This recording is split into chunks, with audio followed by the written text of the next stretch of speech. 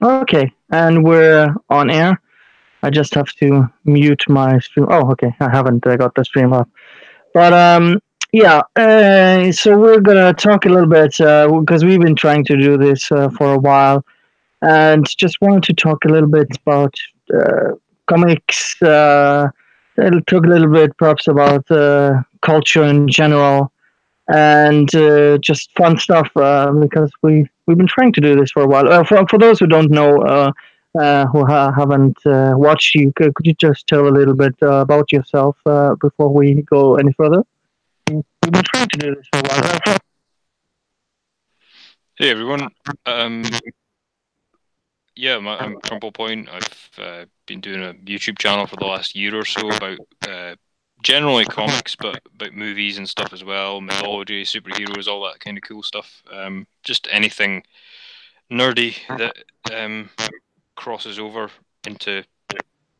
So if it's in the area of like comics and films and stuff, I'll talk about it. But if it's maybe something not quite directly from that, but it influences those things, then I'll talk about that as well. So hello. All right. Um, so I thought I wanted to talk a little bit about comics because you've been in that sphere for quite some time. I've had my eye on it because it's I've always been kind of into like the comic book industry, but we talked a little bit before we went on air, but it's kind of hard to get comics where I am in my country. So I've always the only option I've had is basically reading Wikipedia pages and watching the animated things and the movies. But I've tried to, and also the games, of course. But so I'm kind of looking from the inside in, but I've always had a affinity for comic books. But Comics Gate is probably what got me to look at comics a little bit closer. I think it started off with Change the Cover, if you remember that. Yeah, the was this the Batgirl situation? Yeah, yeah. Yeah, That was, I believe, 2015, yeah, 2014. that's what probably roughly when I became aware of the whole thing as well. But it wasn't actually the cover that got me looking at this stuff again. What happened was, um, I prefer buying, or at the time I preferred just for value for money. Kind of like yourself, it's difficult over here to get a hold of monthly comics, so I would buy, collected trade paperbacks or single graphic novels or whatever. And I'd kind of worked my way through a lot of the old classics that I liked, and then Man of Steel and stuff had come out, so I was like, I'm going to check out some new stuff. And I was kind of horrified at what I was seeing, and I couldn't find anything I wanted to buy. Rebirth in DC would be a bit of an exception to that, but generally, it was all just crazy. And then I came across Captain Cummings and Razor Fist, and I think Micah Curtis talking about this sort of stuff. I'm like, all right, it's not just me. I'm not just getting old and disillusioned or whatever, you know. Yeah. And so I was quite intrigued by it all, and then enough other people were talking about it that kind of just went on from there. And then yeah, the Batgirl thing was happening around that time. The pushback against Carol Danvers as Captain Marvel. They were really looking into changing Captain America into uh, the guy who's Falcon. All that sort of stuff was happening around then. So it was several things at once, and I kind of really got into paying attention to it a couple of years later because I thought, oh, it'll just blow over, and it just didn't. It only got worse. Yeah, and uh, just seeing, I think it wasn't Comic Skull again. Didn't that kick off with the whole milkshake controversy? Not really like that. It really ramped up around then, but it was going strong before that. I was talking to Douglas Ernst about this, who's well worth checking out in regards to just his content's great, but it's similar content to this. And me and him were talking about the fact that, see, for the last 10 years or so, the professionals have been trying to talk about this pushback as if it's a brand new thing. Like, they keep talking about it as if it's just happened, but they've been doing that for about 10 years. And as if it came out of nowhere. It's like, no, they planted the seeds of this decades ago. It started getting really bad a few years ago, and it's been really bad for quite a number of years. And yet they still, every time they do refer to it, if you go back and look at the comic professionals' tweets from around 2015, they're still talking about this like it's, oh my god, where did these fans come from, Mm. But what happened with the milkshake thing was that was when the professionals turned really nasty en masse, I would say. So what happened, I've got a video up about it because I decided to make a video at the time because I was quite new to Twitter and I was really intrigued as to what was going on. And what basically happened was Captain Cummings, Diversity in Comics, Douglas Ernst had been talking about, well, like the conduct of Comic Pros and the content of the comics for a while. And then what seemed to happen, it was quite organic, it wasn't organized, but there was this sort of weekend where we were all like, well, why are we just trolling the creators and not buying the stuff? We should speak to them. So loads of conversations were just popping up all over Twitter about like, I've not bought your books for ages because of this, no hard feelings, but you've kind of put me off a little bit. And it was actually working quite well. There was a guy who was doing Iron Fist who seemed kind of, they were being overly protective, but they were still defensive, sorry, but they were still listening. So there was a couple of Marvel creators, there was a couple of DC creators. DC weren't as bad for it. And then about, I think it was on the Sunday, so like mid-afternoon on the Sunday, my time, I think it was, the milkshake thing happened to completely derail all of this. And it was crazy. It was like watching somebody flick a light switch, because I went from seeing all these conversations all over the internet about the comics and oh yeah, we should listen more to the fans and no hard feelings, but this isn't for me, could you make some changes? And it just immediately turned into this harassment thing, and it felt very coordinated on their part. It was really weird. I don't think I've seen anything like it before. I've seen things like it since, because they try to do the same thing with The Last Jedi, but that was what happened with the milkshake thing. And then that, I feel like that gave them in their heads an excuse to just turn really fucking nasty really quickly, and then from there it's just been crazy. Yeah, because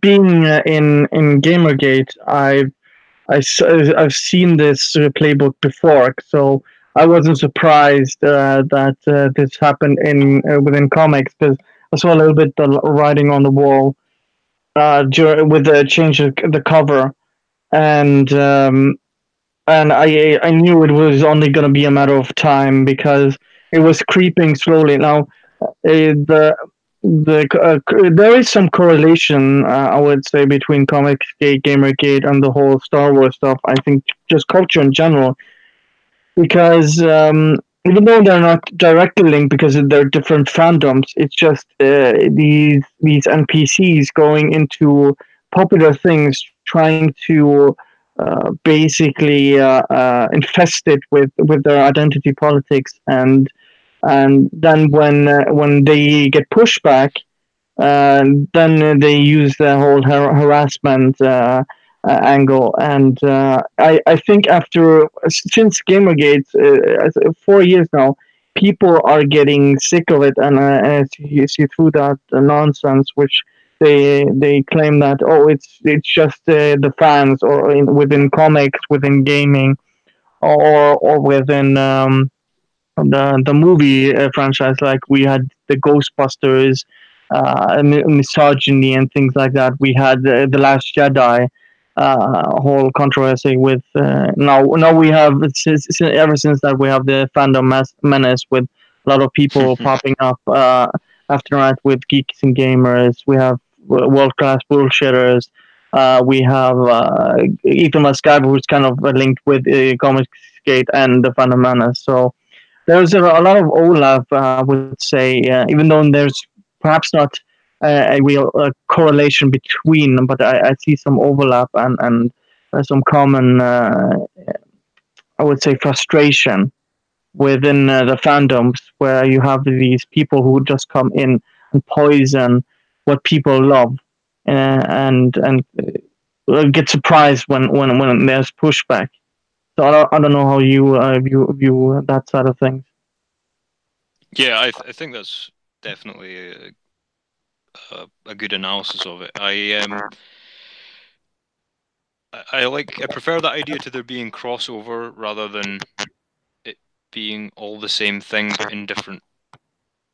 Like, because people have said that Comicsgate and Gamergate are essentially the same thing but with different products, and I don't think that that's accurate. I think the way you put it's a bit better, and they're not dissimilar, but I think it's because the culprits are the same. You know, like you said, the NPCs are coming in and wrecking things, and that's the common factor, and they behave the same way no matter where they are. So it's not because, like, with Gamergate, for example, that was similar in that it had been brewing for a few years, and then there was, like, I'd say one difference is that there was one massive controversy that really rocketed Gamergate up, because Gamergate seemed, as an outsider, I'm an outsider to Gamergate, like kind of like the way you would be to Comicsgate.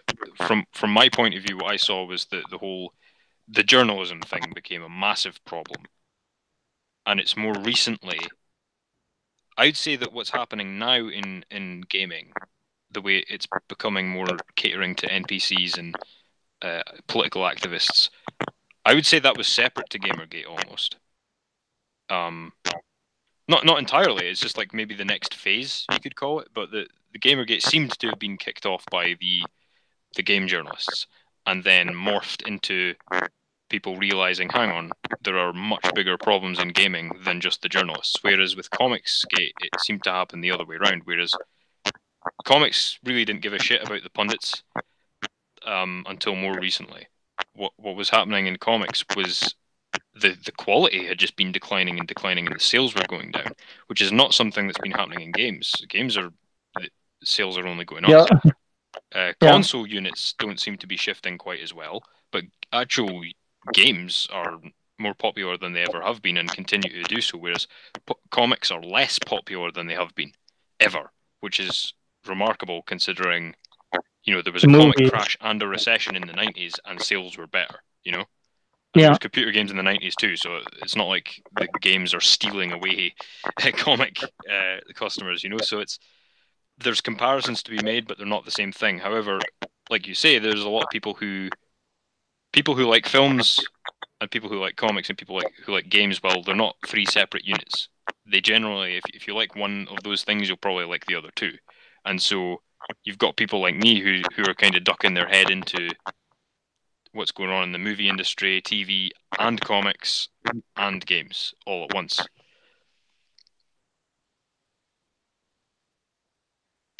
Yeah, and I see what basically I see it's basically frustration building up, because I believe that Gamergate took a long time to build up to what it actually became, because I think it started what was it in 2008. I believe it was 2007 or was 2008, when the whole Jeff Gerstmann, he gave a game a low review, a 6.5 to Kane Lynch. And then he, because there was so much advertisement for that game on the website, they basically fired him for giving it a low score. And then we had the creeping in where none of the journalists were pointing out the whole microtransactions or being transparent when it comes to previews or reviews. And it became just a joke that gaming websites were paid and bought for the reviews, because anytime is a big game, or IGN gave it like none out of 10, like IGN gave it none out of 10 low, like that doesn't really matter on the quality of the game. And so people just became frustrated, and when people finally had proof, I think that was what kicked off Gamergate, because now we had actually proof that there was collusion between the game developers in this, well, quote unquote game developer, and Zoe Quinn sleeping with Nathan Grayson, And I think with with comics, I think it was just customers being ignored and the quality. It's the same kind of frustration, not being heard, and then but within Gamergate kind of kicked off different with Comicgate it was just suddenly it was harassment. It took a few days before Gamergate got get called for a harassment campaign.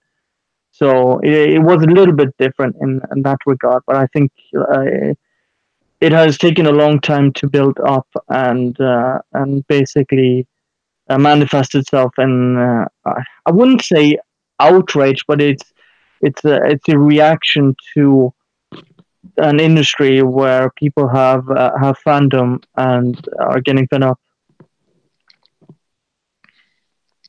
Yeah, That's and just I think that it's if you go to the root of the problem. Sorry, excuse me. If you go to the root of the problem, it seems to be because of the whole corporate structure. And I don't mean like that. I don't mean that as like an anti-capitalist sentiment or whatever. I mean like the actual way businesses, marketing, and human resources departments are working in corporations at large. Because, and I'd said that before, and I wasn't met with disbelief at that.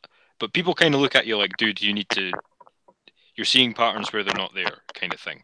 And it's like, okay, just you fucking watch. And then sure enough, the Gillette thing happened, and I was like, Like people had more sympathy for that argument after The Last Jedi, but they were really receptive to that argument after Gillette, because Gillette isn't even a creative product; it's a fucking hygiene product.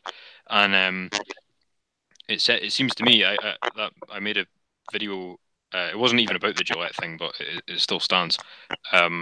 Called, I think it was NPCs Love Corporations or something like that. And my opinion is that the NPCs, wittingly or unwittingly, are basically being mobilized as a marketing tool by these corporations because they're not competitive anymore. They're riddled with these idiots who don't know how to run a business and who hate their customers. Many of them are outright radical Marxists who hate fucking money and probably want to have their whatever company they're working in nationalized. And you see this feed into what the company puts out in the form of media, even if that's just an advert. And I don't think that it's too much of a leap to say that now when you see very diverse industries all succumbing to the same problems, having the same patterns, and their customers all having the same reactions. It seems to me to just be a massive, wide trend. And if you want to get like this, is maybe going a little bit far afield, but I think it all goes back to the whole, even the banking crisis. You know, with this whole too big to fail thing. Yeah. And every corporation since then seems to have been looking rather. They seem to have all gone, instead of hey, let's make some money.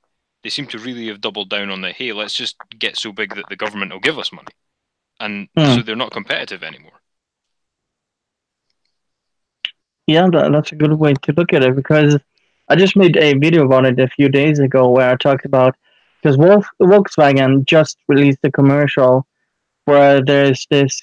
It's just a 30-second, but if you look at the subtle details in that commercial, it's basically a chick moving out of an apartment from a guy, and all apparently he owns is a VR set, and he was so bad for her she had to move out, and she basically owns all the things and also owns the car, and he's so stupid he doesn't even notice that she's moving out, and all of her girlfriends are helping her move, and what is this is basically just shitting on men. And then you had the Audi commercial where you had this girl, how do I tell my daughter that she's gonna be worth less than men, and she's gonna earn less than men, and blah blah blah blah blah. And then you have Starbucks, you have Ben and Jerry's, you have Gillette, you have all these companies doing the same wokeness, and now it's slowly creeping into the MCU as well because, as you said, the comics are doing really bad. if you look at the numbers, you have I think DC and anime is only are the only ones doing well. You have I think the last time this is a while ago, but I think that the best selling from Marvel was this is a year or so ago was Thor, but they were only selling like uh, 10,000 a month or something like that. It was they were way down compared to DC and other the comic books. And so the only thing they can rely on are movies and games. They can't even rely on the comic book sales anymore. And but with Captain Marvel coming out, it seems like it's going to creep into the movies as well. And I hope to God that's not the case. But uh, you never know. I just hope I'm wrong. That's all I can say. I'd say it already did with Black Panther, because I, I I think that Black Panther was a completely mediocre movie, but it's been fucking Oscar nominated, and I was just like, what the fuck? Like it's just, like it's not even it's a passable movie. It would have maybe blown away people in the 90s, but It's you a, just it's a compare it. 6.5 or 7 out of 10 movie. Yeah, and the way people talk about it, you would never know. And half of those people, at least, only like it as much because of the hype surrounding it. Like I'm one of these people. I don't. This may surprise you, given the fact that I have a fucking YouTube channel and talk to YouTubers all the time. But actually, I don't watch any stuff about a film unless I've basically already decided to watch it. Like I certainly don't watch reviews before the film comes out. I try and limit watching trailers unless it's like, John Wick 3 and I'm just dying to see more of the movie. And like I just don't engage in any of the hype. And so I go into the movie fresh, and it works both ways in that I will kind of be immunized from the hype, and I'll just see the movie for being crap if it's crap. But equally, I'll get surprised by a really good movie that got shat on by the critics. So it works fine for me. And like with Black Panther, I've tried to watch it, and it just I've not finished watching it because it's so badly made, in my opinion, that I can't sit through it. And the reason is not the character or the subject matter or anything, because I was Black Panther's biggest cheerleader after Civil War. I thought he was fucking awesome. But they did this thing as somebody, I don't know who coined the term, but it's like the bigotry of low expectations. And it's Yeah, like, it's soft bigotry of low expectations. Yeah. yeah, that's what I feel that film had. It's like, because if you look at T'Challa in the comics and stuff, he's a genius, and he wears like a cloth outfit. And if T'Challa gets shot, he's fucking dead like anybody else. But he's just that good that it doesn't happen. But you see, in Civil War, it was kind of annoying, but he didn't have too much of a big part in it. He's like wearing this bulletproof full body condom thing, and he's got the adamantium, or not adamantium, knockoff adamantium claws and all that. And it's like, well, okay, the action scenes are cool enough that I don't mind. And then he gets his own movie, and it's just like his sister was freaking insufferable. Yeah, Shariki or whatever her name is. Yeah, and he was like boring. He was bland compared to what he was in Civil War. He was kind of fiery and interesting, but in his own movie, he was just kind of bland and boring because they couldn't make him have any outright flaws or rough around the edges parts because of that low expectations thing. And then by the time Infinity War came out, I was like, right, I'm off the bus, bye. And so Captain Marvel is just like, in her trailer, I was watching it, and she's insufferable from literally the first line in that trailer. Yeah. Like the first line is like, "Oh, I'm not a hero. I'm a super warrior hero," or something awful like that. It's like, really? This is movie dialogue? Yeah, we're descendants of warrior heroes, or it's something like it's super warrior heroes. It's something like that. Like I said. And it seems to just be creeping further and further into the MCU, because the thing is, they're running out of source material in the comics to draw from. They're only going to come up with the modern social justice stuff now. It looks like, or maybe they're gonna draw from Secret Wars, perhaps from Marvel, Captain Marvel. Might be, but to your point, yeah, I've watched Black Panther once, and it doesn't really make much sense. It might make more sense in the comics. I haven't read them, as I said.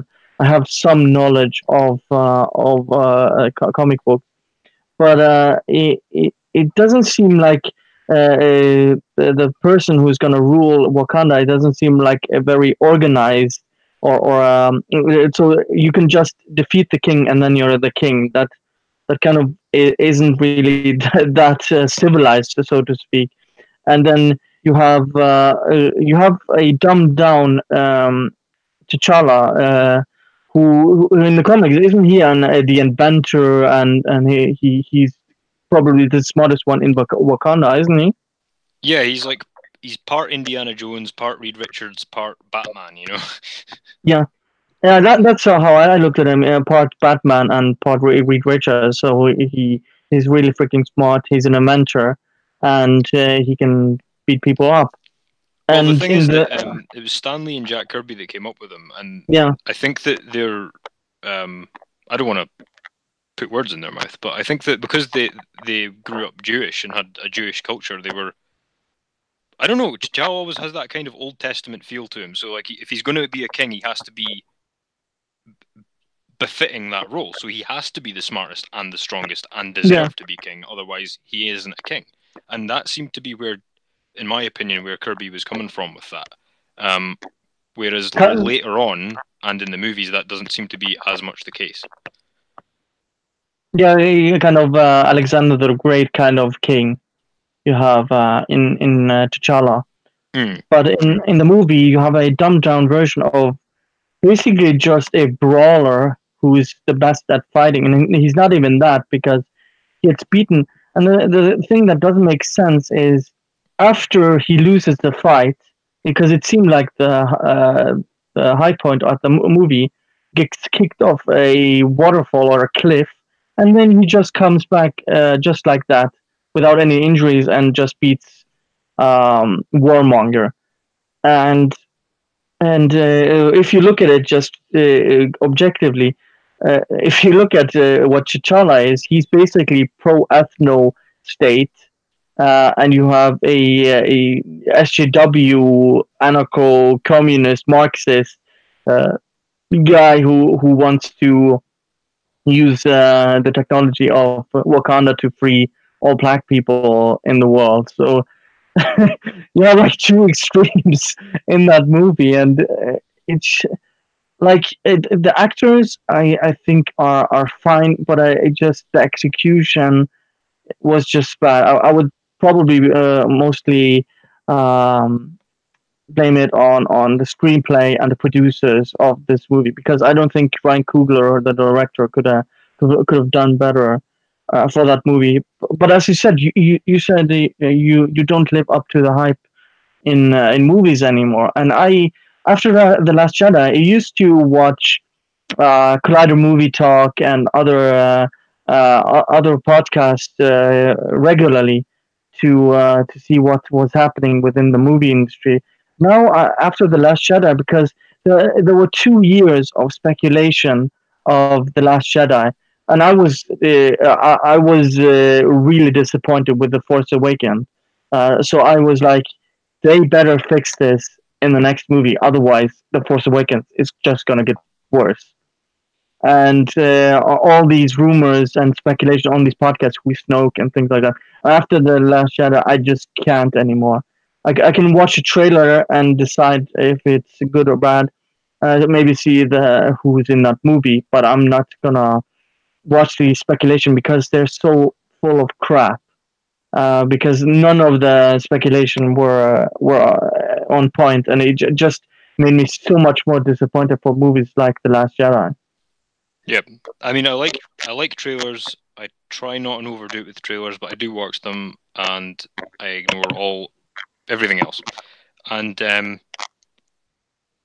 other thing is that the way I actually really became aware of this, and I want to come back and talk about DC just in a little while, but because you mentioned their sales a little while ago, but with the critics thing, I really became aware of it, and it wasn't for anything political.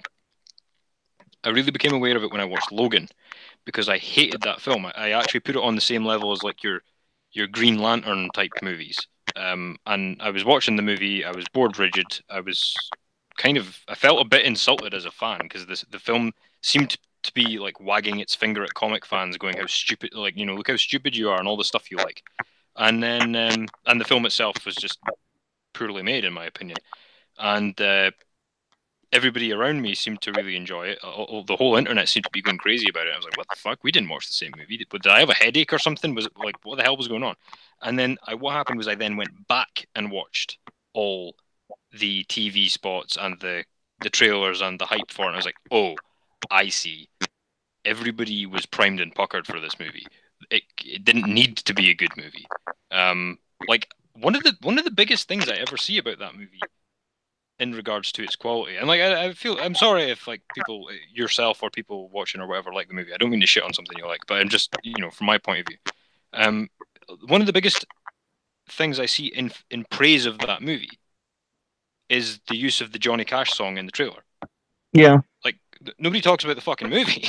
They talk about the advertising campaign. And then so I was like, this is really fucking interesting. So from that moment, I chose definitely not watch any critic type stuff again, pretty much, because usually before it was for spoiler purposes, but after that I realized no, this is actually going to ruin whether I like the movie or not, potentially. Yeah. You also said within with the critics versus, I mean, we have the example, just look at Rotten Tomatoes with The Last Shadow. It's like at 42% or something like that, and the NPCs screeched about, oh, they are Russian bots and things like that, even though Rotten Tomatoes came out and said that those are real accounts.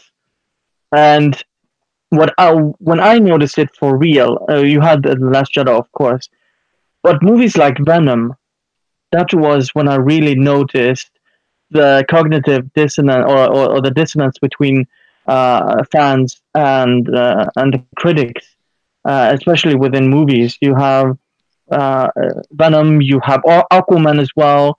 You have what was the reason for? Oh, you have things like Doctor Who, and you have the difference between Trek Discovery and Orville, where they are you flip them, so you have fans liking Orville, but the critics hate it, and the critics love Discovery, which is.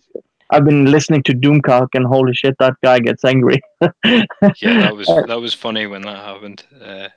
And then you have people hating, and the thing is with Doctor Who, critics love it, fans hate it. So yeah, I especially noticed it last year because I didn't really follow, and there are a few people I like. For example, Jeremy Johns. It's probably the only movie critic I really think is good because he explains his point of view. You may not agree, but you can see what his angle is. But otherwise, I can't really take any movie review seriously. I have to watch it for myself too. Yeah, I mean, Logan was when I had the absolute cut-off point, but I'd been pissed off before that because I really liked, you know, I don't. It's an unpopular opinion, but I don't care. I really like Batman versus Superman, and I fucking loved Man Oh, of I Steel. like the new one. Yeah, same Um, here. You've come to the right place. I've seen so many people hate on those movies. I especially like the extended version of Batman versus Superman. Yeah, But yeah, I actually only watched that version because I watched it in the cinema and I was like, I don't know if I like this or not. And I went to see it again and I was like, no, it's definitely good, but it's there's something cluttered. missing. Yeah. And then I watched the uncut version and I was like, holy shit, this is good. But I remember the same thing happened to me with Watchmen as well. And you know, you can criticize cuts and stuff, that's fine, but like that's an argument for another day. But what happened was I was really surprised that people hated the movie so much, especially given what Marvel have been putting out for years. And like people forget that about half of what Marvel put out has been god awful, and most people seem to agree. And but they never But they ignore it. remember that when it comes to the critics. And so I was watching, it's Grace Randolph. She does Beyond the Trailer or something, and I watch her sometimes. Yeah, she put out a fantastic video. It was like Behind the Numbers, it was called, on Batman versus Superman, because she thought she wasn't a fan, but she thought it was good, and she wanted to look at why it had got such awful reviews. And it turned out that I can't remember which film it was. It might have been. It was an equivalent Marvel film around the same time. What happened was DC for Batman versus Superman released a trailer quite late, and then they didn't have any perks or anything for reviewers, and they didn't let the reviewers watch the film until 4 weeks before it came out. And the only reviewers that were allowed to see it before it came out were like print media, so like big newspapers. Contrasted with Marvel, what they did with, I think it was Ultron or something, they took hundreds of journalists, and I use that word loosely because a lot of them were just internet journalists, away to Dubai for an all expenses paid 5-day getaway. Yeah. And then on the small internet reviewers, they started sending them out like basically like care package type things, like they did with Mundane Matt and Angry Joe with Battlefront. And she's like, well, that's what it is. Disney pays for good reviews and DC doesn't. So DC got absolutely destroyed by the critics. And like, don't worry. Like, I understand that Batman versus Superman had plenty of problems of its own without the critics, but I don't think. I was really angry that the critics turned it from like, this is a flawed but good movie into this is the worst movie ever, and I'm going to like repeat this forever. And so that really hacked me off with Man of Steel and Batman versus Superman. But when Logan came out, I was just like, right, so Batman versus Superman is too dark for you, and there's not enough happening. But Logan, a film in which nothing happens and everything is pointlessly depressing, is great. What? Like I liked Logan, but the middle was really freaking boring. And what irritated me is how they offed Professor X, just like that. Yeah, I'd say the first 45 minutes of it were great, but that scene is so great. What he's saying in that scene is so awesome, and then he just gets offed like that. There's no tension or anything like that. Should have gone. Yeah, and the gimmick was terrible. Like, I remember that gimmick from boy band movies and boy band music videos in the 90s. You know, where they had the evil version of the boy band. Yeah. Like, you did not just do that. Or it's soap operas where you have the evil twin. Yeah, and it's like Wolverine already has an evil twin, and his fucking name is Sabretooth. Like, yeah. What the hell? So yeah, that was when I became really aware of it. But like, I think that it started off as just kind of favoritism and sloppy journalism, and morphed very quickly into outright fucking corruption, especially with the explosion of. Like, people saw that with, like I say, Battlefront and The Last Jedi, where people were destroying that, and then, 2 weeks later, they get a really nice letter from Disney saying, we really like your show, by the way, here's some free shit, and then all of a sudden they like the stuff, and they, alter their opinion of it, and you're like, okay, we caught them that time, but how many years has that been going on for, and nobody had any idea? I actually made a video on John Campea. It has gotten some decent views now, but it's been voted down by John Campea, and I explicitly show how much of a shill he is, because he goes to red carpet event. He's an internet journalist, so he doesn't really have any pull, and he's not even the biggest reviewer on the internet, and he gets these red carpet reviews, and he gets access to people in the industry. And it's so obvious that he has connections within Disney that he gets perks by covering them in a positive light. And then you have every time DC is, for example, same with Marvel, because he was like vlogging the Black Panther, red carpet. And then you have DC where because I was watching during that time, he was constantly bashing DC. What are they doing? Blah, blah, blah, blah, blah. Now, the criticism I have for DC is how they handled the production of Suicide Squad and Justice League, because they basically outed Zack Snyder and put in SJW, Joss Whedon, to do the extra shoots. and basically destroyed the ending of that movie, which was horrible.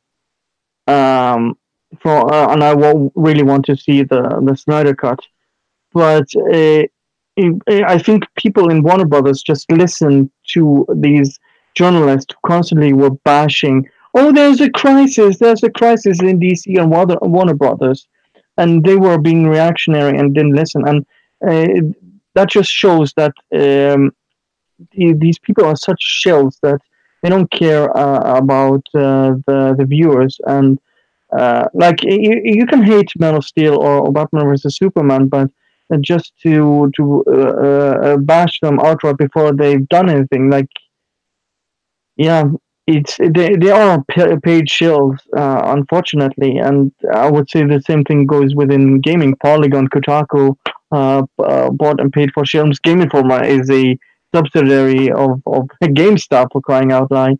And then you have in comics, you have people like Matt Miller, which I just did a video about, who bashed on fans for disliking The Last Jedi because now the fandom is so toxic because it's filled with racists and sexists. Where was this thought when the prequels come out and every one of these channels were attacking George Lucas because the prequels were garbage, and they basically almost made Ahmed Best commit suicide and made this kid Jack Lloyd psychotic. He's basically in a mental hospital now because of the harassment he got. Nobody talked about that because of the journalists who were because the internet forums didn't have that much of a pull back then. Those were the same journalists who did it back then, and are now saying, "Oh, it's the fans that are so toxic." They have to. The projection is just amazing from these people. Yeah, it's what they do best. The other thing that is quite interesting about that is you see the same thing in comics media, like coverage and stuff with comic book resources and stuff like that. But the worst of them all is probably Bleeding Cool, where they will just outright lie. And Oh yeah. I remember their editor or whatever his job title is was eventually when somebody called him out on one of his most flagrant and blatant lies. He just said, "Well, I'm not an actual journalist, so I'm allowed." That was his excuse. He's not an actual journalist, so he's allowed to lie. Joe Glass, who used to work for them, who then became, if you can say it, comic creator. He was engaged in like legit doxing and stuff like that. Rich Johnson, obviously, he was covering for doxers. I don't think he actually engaged in it himself, but he was covering for them and giving them a platform and allowing people who were threatening, like sensible comic creators. He was allowing them a platform. He interviewed Mark Waid about his criminal actions and didn't actually once ask him about any of it. Loads of stuff like that. And there was also an instance where I don't want to talk. I won't mention the name because I'm not super up on the facts, but there was a fairly clean-cut case of embezzlement and sexual harassment on the part of one comic creator, and I have found out about this from a guy called Ben Templesmith, and he was the guy that got embezzled, and there was some sexual harassment going on as well. Bleeding Cool asked the dude about it, and he said, "No, nothing like that happened," and they didn't even challenge him on it. Like they were, I think they said something like, "Well, where have these accusations come from then?" And that was as far as they went. They didn't press him on it at all, and it was like, right. So I thought you were all on board with this, like, let's look out for all the marginalized people stuff, and now you're actually letting this dude get away with like crimes, completely carte blanche. And it was, they're an absolute joke, but they're one of the biggest sites of their kind, and it's like, and I wouldn't put it past them that they get payment for certain things. I know that Marvel have been, I don't think it's been outright proven, but they've been allegedly paying people to, like, I hate using the term harassment, but I mean actual harassment. They've been paying people to online harass people and dox them and things like that. if they're in Comicsgate in the past. There's been loads of shit like that happening. So the journalists, I think, because nobody gives a shit about journalism anymore, and this is the only way they see is making a splash, and they also want to cape for these industry people so that they can get into the industry one day, which never happens. They'll just do anything to help the status quo along.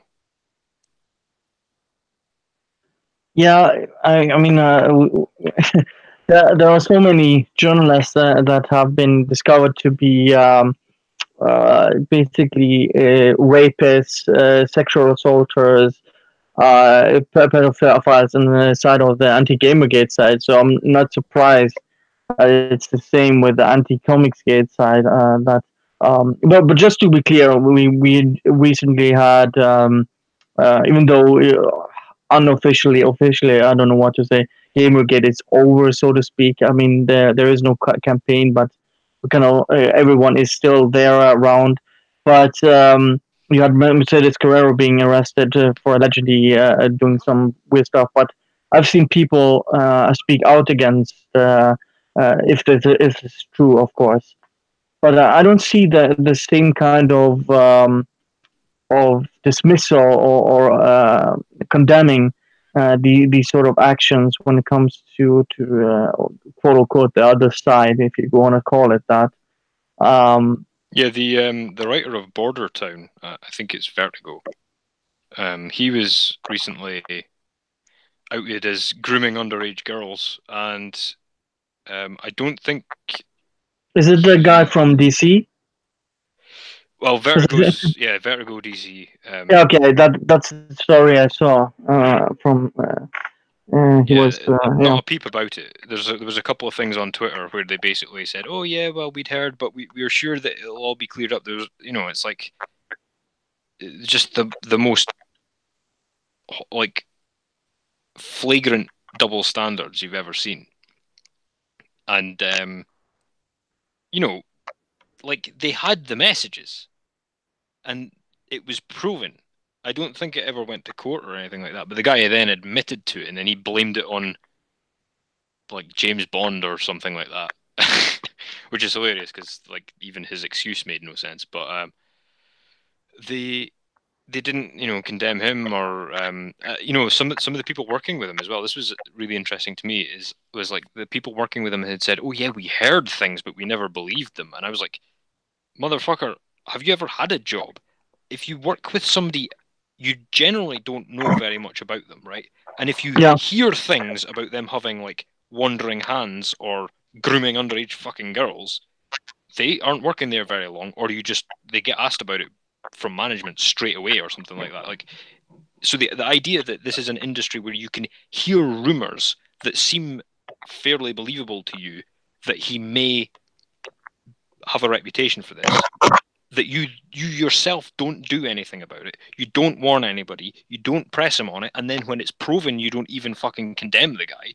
Like, what are we looking at here? How much else is there that's going on? And it's like this is what I mean. This, because I don't want to get too far from the subject, but it's like this is all indicative of the fact that these comic books, games, movies aren't about the art form anymore, because it's become this weird jobs for the boys kind of thing where they're all giving each other backhanders, and that's what matters. They're just trying to make a bit of quick money for all their mates, and the actual job is completely unimportant. And that's when you see a drop in quality, and they have to rely on these ridiculous advertising campaigns, corrupt journalists, and they start hiring fucking deviants.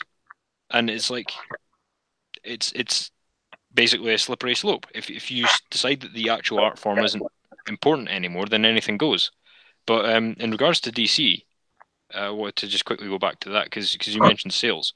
DC have shot themselves in the foot too, because proportionate to Marvel, they had very good sales. Because the thing is, their sales were actually higher than Marvel in a lot of cases, yeah, even though the actual market share is like a ratio of 2 to 3 Marvel to DC. Like DC were always a lot smaller. Um, okay. so the idea that they would actually outsell Marvel in actual raw numbers was as a real achievement for them. And we were starting to see IDW and heavy metal and all that start really going down the toilets and down the route of political activism, and Image doing the same thing, and their sales were just tanking. But DC were going strong and actually increasing their sales because they had things like Rebirth happening. And then what happened is they started letting in all these lunatics like that guy that writes Border Town. They had the whole thing with certain anti-Comicsgate personalities that they just clearly hired to Well, antagonize the fans. you have Brian Michael Bendis doing Superman, which is going to the and that would toilet. be the last. That would be where it culminated. Is like the final straw was when they brought him in, despite the fact he'd basically like left a house fire back at Marvel, and Yeah, he's brought all his mates with him.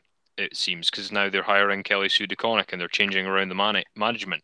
Even the editorial team are starting to take a different direction, and now their sales are starting to go down and down too.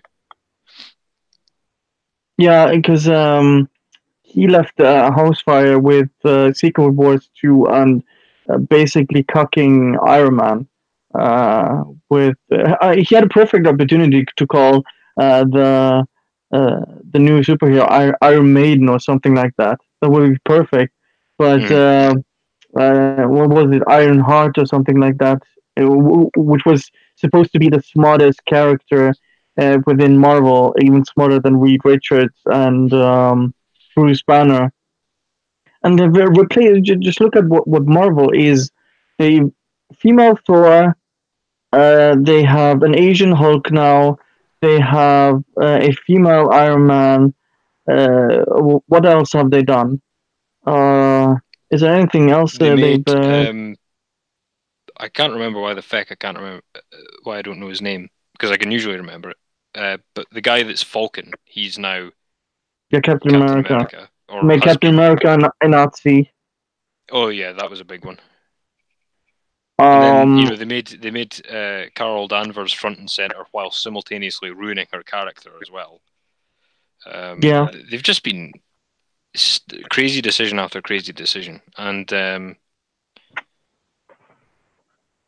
just generally deliberately antagonizing fans both with creative decisions and their conduct in the real world. The Yeah, Stan Lee thing is no because small issue as well. Like Stan Lee yeah, was being properly abused. He was being peddled out like this commodity. They're still using his Twitter account to peddle their political bullshit somehow, even though he's dead. The memorials they gave him in the comics were frankly embarrassingly like stingy. It's Sana Amina at Marvel is talking about it's not a comic thing, it's a lifestyle brand, like as if it's slippers or something. Like they've just gone batshit crazy. But the thing is, DC were winning. They were on the up. They were getting really good talent in. People like big hitters like Warren Ellis and stuff were talking about coming back to DC, or at least Wildstorm and things like that. That's all gone completely tits up. Frank Miller was wanting to come back, all that sort of stuff. They had they looked like they were going to have a success on their hands with White Knight. I guess you could call it a success, but they went full SUW towards the end. And it's like they've snatched the defeat from the jaws of victory because they were doing so well, especially with Rebirth. It was becoming obvious with some titles, for example, Green Arrow, in which Ollie Queen is completely emasculated. He's bordering on being. He's not a villain, but he's like a nuisance in his own book. The stories were all overtly political, and I thought maybe they're containing that to the one title, and the rest seemed to look good. But the thing is, with Tom King on Batman, then they got Bendis to come on and ruin not one but two Superman titles. He's now making a Riri 2.0 in one of them. I don't know whether it's Superman or whether it's Action Comics, but it's the same thing. Young. I think she's black. She might be some young minority girl who has absolutely no flaws is stealing her way to the top once more, and everybody just loves her, although we're not given any reason why. And meanwhile, they destroyed Dan. I think it was Dan Jurgens. Is it Dan Jurgens? I think it was him that was on Superman before Bendis, and he'd been doing a tremendous job. And they just destroyed all the progress he'd made. Yeah, I heard that comic was doing really well, and then they just gave it to Brian Michael Bendis out of nowhere. Yeah, for the 1000th issue, no less, as well. Oh my god, yeah. Jesus Christ. That's really bad. Yeah, it's like, wow. So but the thing is, it's the people that made this happen. They brought in the people that did this to the other parts of the industry, and I don't understand how it happened with Bendis, because the writing's been on the wall with him for years. I mean, even his Daredevil run back in the 2000s was fucking trash. A friend of mine let me have a look at.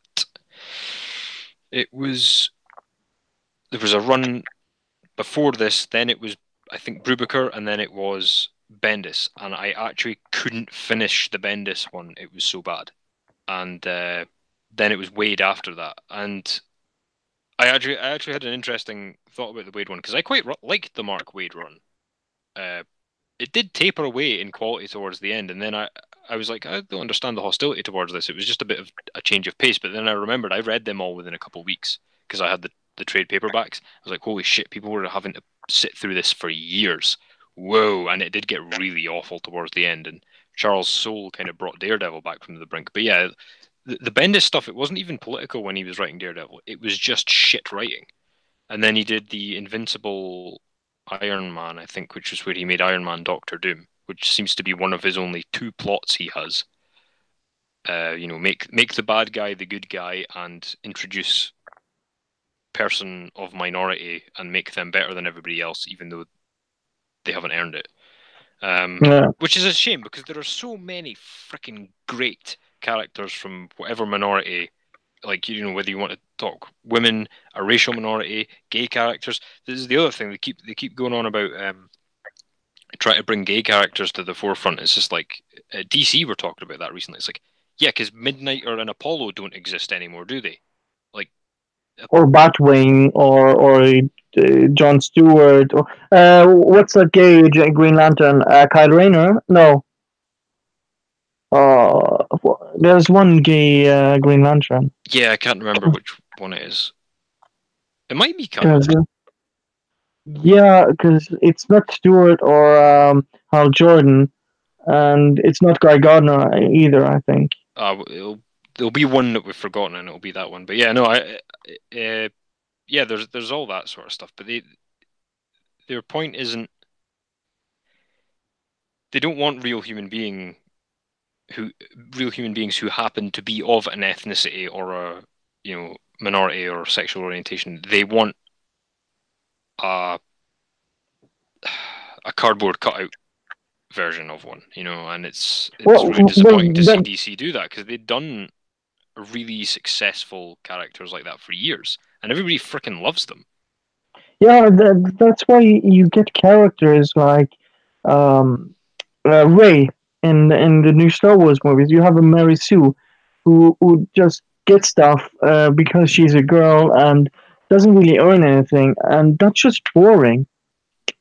To get characters that don't have any flaws and don't earn, because characters like Batman and Spider-Man and other characters, they're interesting because they have struggles, they have demons, they often self-sabotage, they're great characters, and because there's thought behind them, there's good storylines behind them. Yet you have characters like Ray and these new characters within Marvel, because Thor personally offends me because, as you can see on my flags, I am part of the Scandinavians, and I'm Norwegian. So seeing what they're doing to actually my heritage is goddamn insulting. To call a guy or a woman with a guy's name Thor and give her the title of Thor, that's just so insulting. I'm with you there, and I actually was going to make this as a joke, but I knew people would take it the wrong way. They were talking about they always do this, so I didn't really believe it. But they were talking about race swapping Batman, and then they were talking about race swapping Terry McGinnis, the second Batman, Oh yeah, and I yeah, was like, right, okay, so as a Scotsman, Bruce Wayne's family line is meant to be Scottish, as is yeah. Terry McGinnis is a Scottish name. Well, actually, I think maybe it's a kind of Scots-Irish name. There's a bit of crossover, but it doesn't really matter. That's why it was going to be a joke. But I was just like, so my culture doesn't mean anything now, does it? Because it's like there's only 5 million of us, so we're pretty we're a pretty small minority. Yeah, But there's only like 5 million in Norway as well. So yeah, so it's just it just comes from this lack of creativity, which comes from they're hiring people who aren't interested in the books or the characters or the films or whatever. They're not interested in the material at all. They're interested in the basically the parties. You know, they want to go to the parties at the premieres and at the the wine and cheese parties in New York and shit like that. Like that's what they're there for. They're not in there to make good quality art. You know, they're not there to express themselves. And it's sad. Especially I think the reason Comicsgate has been a little bit more frantic than the movies or the games is that comics genuinely as an industry and to an extent as a medium could be gone very soon if nothing changes. yeah, Movies, yeah, that's they right. ain't going anywhere. And also there are so many infrastructures around the world that make movies. Like every country has their own indigenous movie industry, and America has several mini movie industries. Gaming is just getting bigger and bigger and bigger, and innovating new ways of gaming all the time. But comics could be gone, like actually non-existent in like 10 years if this continues. And I think that's why Comicsgate has been so frantic. Yeah, because that's what Ethan Westgiver was actually saying. Because he said, yeah, comics are dead. It's the independent thing that's gonna keep the comic thing going. And what I find interesting, because you mentioned race swapping, and because I've been so frustrated because especially with what DC has done with a TV series uh, with for example Supergirl. I've really tried. Like I've seen 2 seasons of that show, and it's so horrendous. It's a pile of garbage that's on a pile of a pile of garbage, and it's set on fire, and then they put gasoline on it. That's how terrible it is. And they race swapped Jimmy Olsen. They race swapped Lois Lane. She's a Latina now. Uh, they kind of race swapped Superman because he's a Latino now. Uh, what else did they do? In did I? Oh yeah, Starfire is black now. Yeah. Uh, which is garbage. And if anything, she would be more like a Latina. If anything, Well, that she's would meant to be be fucking orange. That's the point. yeah, yeah. She's supposed to be an alien, but I've had if there's anything you could cast in that role, perhaps a Latina with kind of the shape of our body. It's just what I'm saying. Would probably fit the best. But yeah, she's orange. She's not supposed to be black. And who else have they race swapped? I mean, we've also seen this in major movies like or in series like Dark Tower, where they had the gunslinger black, even though it specifically says he's supposed to look like Clint Eastwood, basically a white guy. Hmm. Uh, and you have all this race swapping and gender swapping, and it's just so lazy. Like Ghostbusters is a really good example. It's like And the inverse of what they used to do in movies in like the 40s and 50s. Like back then, it was like the hero can only be a 6'2" strapping blonde-haired, blue-eyed guy with a big yeah, jaw. And it was like, well, yeah. that's not very fucking realistic, is it? So that that very quickly went out of fashion by like well, at least by the time my parents were young, and it kind of became almost a meme rather than an actual way of making a movie. And then they've gone the other way now. Like, okay, we can't have a white dude as the good guy. What are you talking about? The white dudes can only be bad guys. And it's like, well, I'm not saying that's the case. I'm saying that's what they wish was the case. And it's like, there's a good word. It's not racism. It's racialism, which is like inability to see anything outside the scope of race. Yeah. And it's like, I was talking to my girlfriend about this. We were like, they had it right in the mid 2000s. Like, you watch superhero movies or TV or whatever in the mid 2000s, they had, quote, diverse casts. They had stories that were like, oh, let's represent black culture from the point of view of an actual black person rather than somebody guessing. Like, they had all that stuff. And it was great. A lot of people didn't even notice. Like, it was just a new thing and they enjoyed the show and they didn't realize that they actually enjoyed it because it was diverse. And then it was almost like it had worked too well and all these lazy people were like, hey, we can capitalize on this. So like by like 2013 or so, you've got all these hacks coming out and saying, oh look, we've got the first such and such superhero. And it's like, no, that's happened before. And we've got the first detective program containing a short, fat, transgendered, schizophrenic minority lady. It's like, okay, is it any good? No? Okay, bye. I'll just go and watch, a show from the 2000s that has a female lead that's actually good. Like, I say the 2000s, we had a program over here that was fucking massive called, I can't remember. It was Helen Mirren was the lead of it, though. So it was a female lead. In the 90s, and they actually did make a point of she was the leading detective. I can't remember her rank. I think it was chief. No, would it be chief inspector? Would it something like that? Anyway, superior officer of the detectives, and there was friction. Like there was a kind of thing of like, I'm not taking orders from a woman, but it was like very rarely. It was well done, and that actually happened at that time. Yeah. So like the fact that they're pretending that these things happen now is like you're picking battles that have already been won so that you can have an easy victory. And meanwhile, there's actually no story behind it. And it's the only thing they can think to do. Like if you look at the new Punisher series, it doesn't have a story. And people are saying, oh, it's so woke. It's like, well, no, there's a couple of woke moments in it. But the reason you're noticing that is because there's no story to cover it up. Yeah, 'cause I've seen the first episode and a little bit of the second episode, and I'm like, you had a really good story going into this with the whole new family, and then you just ditch it. Why? Like, and when it comes to, as you said with the series, because I have the exact opposite in Supergirl. Just to give you an example, you have you know Cat Grant, right? The character. Yeah.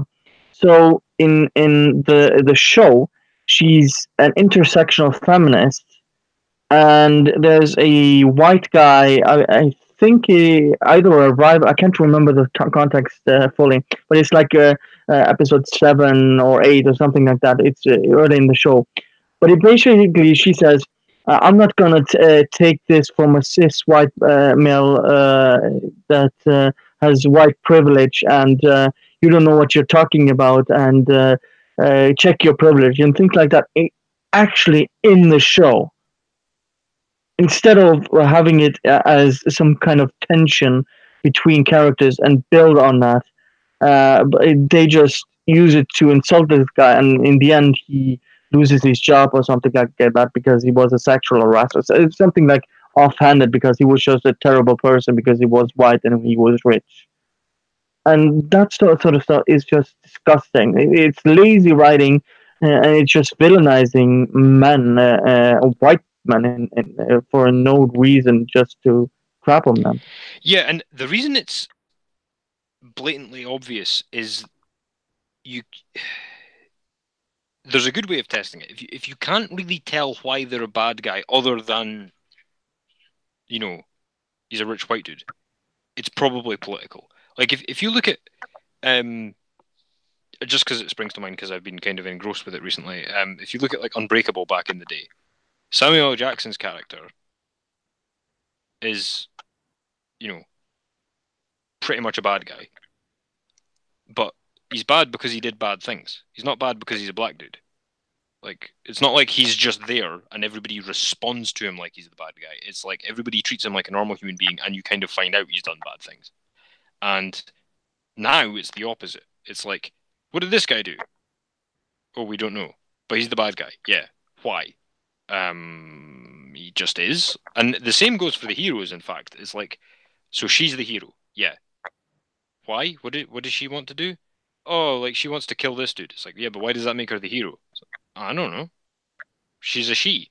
Isn't that good enough for you? Like, are you some kind of sexist? It's like, oh no, I just want a story. Yeah, that's the entire ad campaign for Captain Marvel. Yeah, and it's even more overt. It's just like, oh, we grew you in a tank to be perfect. And it's like, this is something I miss from the 2000s. Like, I know a hero who is grown in a tank to be perfect. Agent 47. He's a bastard. That was a good story. Like, Agent 47 is bordering on pure evil. Like, he's a semi-psychopathic killer clone who was grown in a tank to be the pinnacle of human perfection. But, nowadays it's like, oh, right, we've grown you in the tank to be the pinnacle of human perfection. And it worked. Yay. Go be great. Let's everybody clap. And like, yeah, the and plot without twists of struggle. Captain Marvel seems to be this like, okay, we know she's amazing, but how amazing is she? It's like, that's not a plot. Yeah, that's like having the Goku in a show, but he has no struggle and he just gets power without training or anything. That's a show nobody wants. Hell, even One Punch Man. I haven't seen the show, but I've heard things about it and seen reviews of it. But the thing is, it's not because the show is around also the co-characters, and because he's so strong and the issues that the other characters are struggling with, that makes it interesting. Not just because he's so powerful, it is funny and things like that. I still have to watch that series, but that makes for a great show instead of just this character is just so powerful. There's no struggle. She's gonna defeat anyone. No, why bother watching that character or the movie or the TV show that this character is in? Because if you look at Star Wars, what is what has Rey had to struggle with? She's already more powerful than the villain. The good storytelling is always making you believe that the hero is gonna lose, and the odds are stacked against them. But nobody can defeat Ray in episode 9. So why bother watching it? That's the entire Yeah, point. it's just this kind of exercise. It's not art, It's like, okay, we need to do this. Why? Because it's good for the cause. Okay. Is anybody enjoying themselves? Nah, but needs done. But it's made from these people who are intellectually lazy, as you said, people who get jobs from nepotism and being recommended and just getting jobs within these industries with gaming, comics, and movies, and all TV shows as well. And they're just writing garbage. I mean, if there's no transparency, the guy who wrote the story for Battlefront 2, he was a writer for IGN. Wonder how he got that job. Hmm. So, and the story, it could have been a really interesting story about the dark side and how the soldiers, like, did they believe in what they were doing? Were they just brainwashed? Like, there could have been some interesting. No, you just suddenly realize everything you've done is evil and you're now on the good side. Yay! That's not good storytelling. Yeah, I mean, that was an interesting thing with Star Wars all the way through was it was kind of ambiguous. It seemed to me that the Empire versus the Rebel Alliance wasn't a case of the Empire is just an evil cartoon. It's like, no, they're forcing people to do things they don't want to do. It might actually be a fine thing to live under, we don't know. But the problem is that they're forcing people to do things they do not want to be doing. Same thing when they did the prequels. I know people don't like the prequels, but I thought that at least the third one was good. That's my favorite, but it's really unpopular opinion. Yeah, the separatists, right? They were always portrayed as the bad guys, but then when you actually see the further the series goes on, you're like, well, hang on, all they want to do is not be part of the Republic. That's not such a crime, is it? And it's like, well, they did bad things in their tactics, but then you're like realizing as the thing goes on, yeah, the Empire has not the Empire, the Republic has an army and spies and droids and all this sort of shit. Like they're doing bad shit as well, and you're like, oh right, okay, so I guess the problem really is that they want to decide for themselves and they're not allowed. So the people in the Republic can be happy with that and stay there. But the problem is that they're forcing people who don't want to be there to stay. And then you come away with the new stuff and it's just like, these guys are bad. Why? They just are. Look at all the evil shit they do. It's like, okay. Like, and again, that's like that's getting a bit deeper into it than it's supposed to be, because it's meant to be kind of, you know, they're just meant to be like good versus evil. It's meant to be quite simple, but it's supposed to be like bigger themes, and it's so. I actually saw a quote in a video where George Lucas said, when you're creating stories, you're supposed to, after you've made the story, you are supposed to make it make sense within the lore you've created, so technologically, scientifically. So you can't just create shit like they did in The Last Jedi. So how the does hyperdrive situation? Yeah, I was about to say that. You have the Allahu Akbar from gender studies Holdo. So why hasn't that been a thing like ever? And why? How can Yoda do a lightning on a tree? How can he interact with the real world? Where does the order even come from? Like, if you have to use a book to tell those stories, because there are numerous books. I've actually read one of them, which was kind of decent. But when you have to use books and additional material outside of the movies to tell a story for a movie, your movie is shit. Like, how did Ray learn how to fly? Oh, it says in the novel and the narration of the movie. Oh, she did some piloting, some simulation on the planet. But that doesn't mean you can suddenly fly the Falcon better than Han Solo. That doesn't make any sense. So it's just, I don't know, like they were trying to do the same thing that happened with Luke, you know, how he just kind of had a gift for it. But they'd already established that Anakin Skywalker was the best pilot in the galaxy, arguably, and that Anakin Skywalker was also, you know, a freaking superb Jedi who knew the Force. So it's like, okay, Luke's a good pilot on a planet. You know, it's not space, but it's close enough. He's a good he's gifted with the Force, and it's kind of in his genes that he's going to be a tremendous pilot. So it wasn't, and it's like all he's really doing is firing off a couple of shots in the first movie. You know, it's nothing too crazy. Meanwhile, she, with absolutely no experience, is doing loop the loops and stuff like that. And as you say, the only explanation for it is a weak explanation found in stuff that isn't actually the piece of art that you were supposed to be consuming in the first place. And it's like, you know, as you alluded to with the George Lucas quote, they're doing it backwards. So they've made the story, they've released the story, it doesn't make any sense, and then they're backtracking and going, oh shit, how do we make this sense within its own lore, you know? And yeah, admirable gender studies actually within about 4 seconds broke the whole continuity of the Star Wars universe, because every single film would be different, and in fact the whole galaxy would be different if that were a feasible maneuver. Yeah, why don't they just load all their all the destroyers or anything like that and do that? Why didn't they do that in Rogue One? That was one of the things I loved about Star Trek, by the way, was the fact that when they must have read stories about old, like, sailing ship-to-ship battles and how those were done. Because then you watch Star Trek, and it's similar. Because like even though it's sci-fi and it's made up and it's in space and it's not real, you're still like, holy shit, that was really clever. Like there was a bit in First Contact where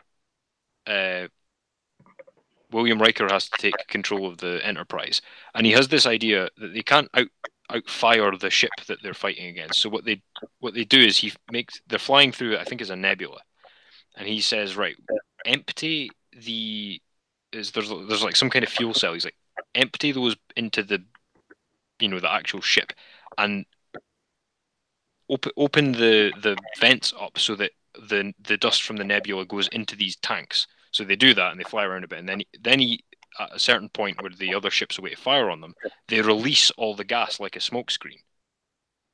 And then they win the battle or escape or whatever it was. And it was well thought out, it was clever, it took a while, and it wasn't like a big do a flip, it was like it had that kind of tension to it, like when you read about old naval battles. Whereas in the modern Star Wars stuff, it's just like, oh, how can we make this badass? Like, I don't know, like just make her do a triple backflip and blow everybody away with one shot. It's like, that's not interesting. Yeah, there was also one written. I can't exactly remember the context, but it was a battle simulation, and it was what's the ship called from the Next Generation? Completely blanking. What's the main ship called? Enterprise.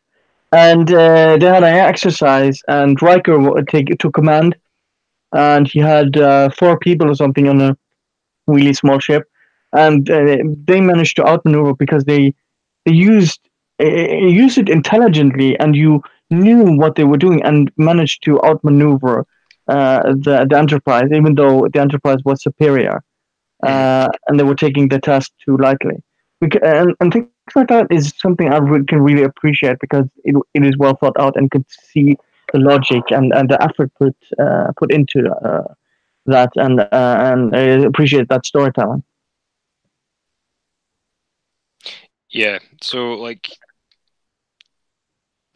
there's a bunch of issues. So there's because see the scenarios that you and I were just talking about, they took effort, thought. You had to be like a fan of certain other types of literature or shows. You had to have a kind of sense of how a battle would work out, and you had to have a good command of like creating tension. The people who are making these massive franchises now have none of the above, and it shows. But that, like like we were saying earlier, it's not about that. It's about keeping their job and making money, and a lot of it, in fact, is about politics. But I think there's 2 types. There's the type who are like the true believers and the politics is everything, and then there's other types who just know that the politics is very lucrative at the time. So, you kind of useful idiot kind of thing. Because people talk about Jimmy Fallon, for instance, the talk show host. It's like he used to be really politically incorrect. He used to do impressions Jimmy Kimmel of. as well. Sorry, it wasn't Jimmy Fallon. It was Jimmy Kimmel. Thank you Oh, for okay. correcting me, because I don't. I'm glad I didn't use the wrong guy's name. It was Jimmy Kimmel, and yeah, he used to do semi-decent sketches of black basketball players and stuff like that, and very politically incorrect. And then all of a sudden he's pretending that he uses Obamacare and fake crying on TV for political reasons. It's like, we know you don't believe this. We know for a fact you don't believe this. We know that you don't use these services. Why are you playing this game? And the thing is, this is why I mentioned the corporations earlier. It's like, there isn't money in this. It's not lucrative. Yeah. But because it's a kind of parasitic movement, they're kind of hoping they can suck out enough blood and fly away before the host dies, rather than putting in the work and making some real money over the long term. And it is a personality type. They don't have any love for what they're doing, and they don't really seem to have any work ethic. But the funny thing is, if they worked half as hard at writing as they do, disparaging their fans, they would actually have a semi-decent product on their hands very quickly. Yeah. We've gone 1.5 hour now, so I think that's a good, because you said 1.5 hour was kind of max for you. So, Is there any kind of closing statements you want to say about anything we talked about? Um, I think we covered everything. Just I think that was a fairly good place to leave it. I would, if people are interested, I would like to shill a little bit. I have my own YouTube channel under also the name Crumblepoint, but also something I'm more proud of is the fact I have a comic of my own up on a site called Draw Me In Comics, all one word, called the Pectus Challenge. Anybody who's a Patreon of mine I'll just send them a PDF copy to their email. But another way you can get it is on that site, and that's a really good indie site for. It's like a good alternative to the Kickstart campaigns because you sign on and you have like a load of books up on the homepage, but you can search by genre and things like that, or you can search by the specific book you want. And it's interesting if you're a creator as well, because if you're a writer looking for an artist or vice versa, there are It's scripts like on that a site. network. It's like a network, right? Well, it's like it is a shop, it is a comic Okay. shop, but the thing is, some of the stuff on there is just scripts. So what you can then do Okay. is you can get in contact with the person who put up the script and Okay. be their artist, or if you've put up the script, then you can wait for an artist. But yeah, I've got my own comic up there, so if people want to take a look at that, because that's kind of what the YouTube has been all about for me for a while, is to try and get better at making comics and let people know about the projects I'm working on. So that I would really appreciate that if people take a look at that, and hope people enjoy it. And thank you, man, for having me on. It's been a good conversation. It was good Yeah, I mean, getting to know you, and I'll hopefully have you on my channel at some point. That would be good. yeah, I even though I'm not that big, I always like to have smaller channels, even though I don't even have 1,000 subscribers. But I like to have people on that have interesting views, and we can just talk. Because when you have people who are when a 6, 8, 10 people in a room in a hangout, it just gets lost in everything gets lost. But when you have like one-on-one conversations with interesting people, I subscribe to, and when people are willing to come on, we get to have interesting conversations. I've even tried to have get people on who I disagree with, but they of course never show up on this, and I try to be as cordial and polite as possible. So it's always fun to also just to have discussions about things that we have a passion for, and look at it from different viewpoints. And of course, you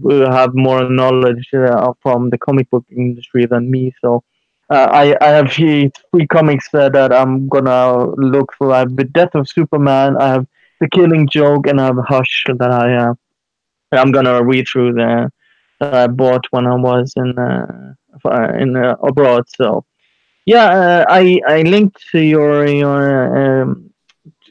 links in the description. So if people want to check you out, they can go and subscribe or check a Twitter out or whatever. So if they're interested, I think that's a good place to leave it. Any last words? Just thank you for all that, and appreciate it very much. It's been a good chat, and hope I was entertaining for your viewers. And I'll need to get you on my channel pretty soon. All right. Thank you guys for watching, and see you guys next time. Bye.